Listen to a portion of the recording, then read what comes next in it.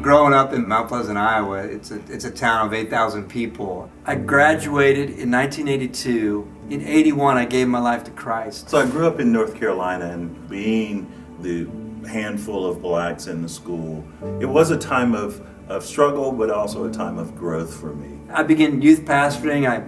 When I youth pastored in Des Moines, our white church in Des Moines over the years became very, very diverse. And God used those years. He started speaking to me about duplicating something like that. And we moved to Cedar Rapids. We started in '03. We will be one people with one purpose in one place.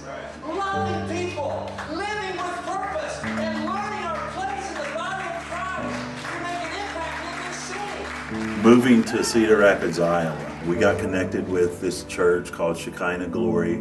God was speaking to my heart saying, I'd like for you to go take my gospel and preach my gospel. Accepted my call to ministry, became the youth minister at that church. And then in about 2003, God used that time to show me his plan, which was to become the pastor of Shekinah Glory.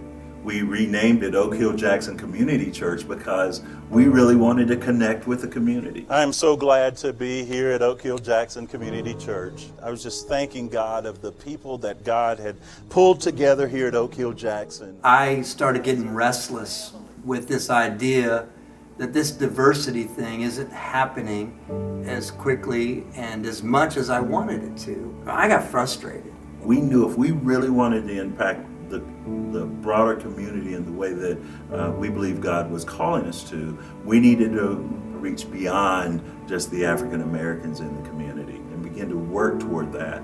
But I would say the success of that wasn't there.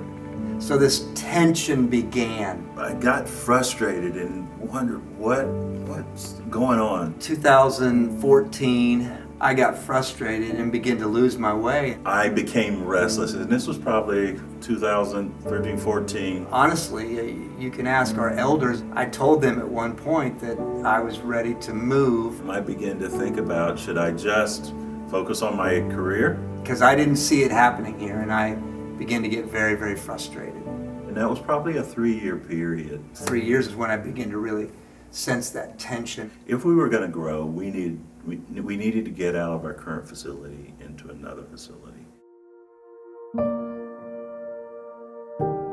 I got to that place of my last kind of engagement with my opportunity to do something different in another city. I'm going back to this city where I'm frustrated, and it was on that trip home that I called you out of the blue. That was a period of time. That moment was a time where I knew God was up to something with us. I don't know how much later it was that we actually really started getting together on a regular basis, and it began with a friend of ours. Hey, I need to introduce you to this Pastor H.I. Yep.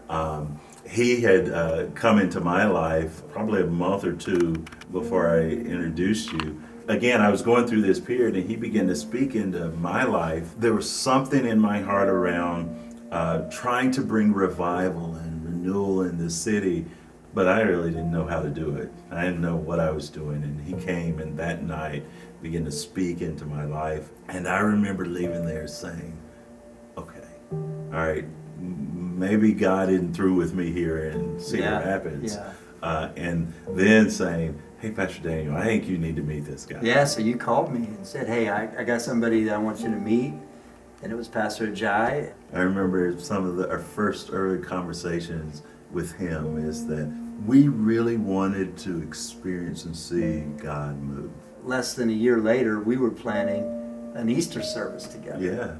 Yeah, with 3 churches. That was Easter of 2017. One of the things that was led to the coming together for Easter and starting to see some of these Revive Me conferences that they would do from their ministry was we got together and we prayed every Wednesday. 3 different individuals from different cultures. That God connected. I would say the relationship that was built out of us getting together on those Wednesday mornings. And I asked you how it was going with the search for a new building that you guys were looking for because you had outgrown your building that you were in. Some were way too small and some were way too big, but we were continuing to look. And I said these words, well, that building wouldn't be too large if we merged our churches together. I responded, are you serious? Yeah. Could this be that thing that God is wanting to do here? I think we went the same week Yes. to our elder boards from Oak Hill and from Cedar Rapids Family Church. It was as if God really was setting all this in place. All these years, these 14 years that both of us had pastored churches, these few years that we were frustrated and ready to give up. And so as God began to place on our hearts the thought of coming together, something sparked.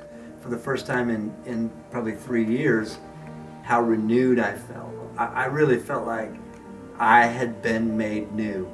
Yeah, and same here. There was so much excitement of what God was doing. Well, even the staff from each church responded in such a positive way. Like they were making comments like, I'll do anything to be part of this, because I think they could sense the renewal in each one of us. And they're like, something is going on. People told me, you seem lighter, you seem more vibrant, like there's more energy there. My own parents would say that. I think my kids noticed it. Karen and the boys were like, there's something renewed in you. Yeah. A lot more energy and passion coming out. And this is very personal for you and for me, because I think about the renewal that he took both of us through. I want everybody to experience the renewal that I have gone through, because this is really about people finding their authentic relationship in Jesus. And that's when renewal happens.